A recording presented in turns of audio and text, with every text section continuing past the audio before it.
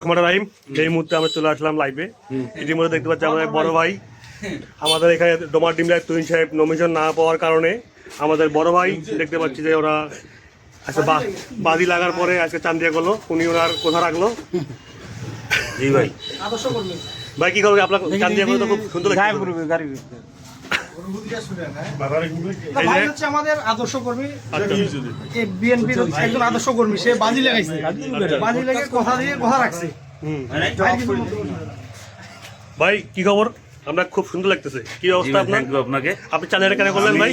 বিএনপির একজন মাঠ পর্যায়ের কর্মী, ঠিক আছে। আমি আমার অফিস কলিগের সাথে বাজি করেছিলাম যে এই আসনে আমাদের প্রিয় নেতা তুহিন ভাই এই সিটটি পাবে আর কি। অধিক কনফিডেন্স থাকার কারণে আমি বলছিলাম যে যদি না পায় তাহলে আমি চান্দিয়া করবো। ও বলছিল যদি পায় তাহলে আমি চান্দিয়া করবো, যেহেতু উনি পায় নাই। যাই হোক, দলীয় কোনো কারণে পায় নাই, যে কোনো কারণে। এখন আমি আমার কথা রাখছি দলের জন্য, এই আর কি।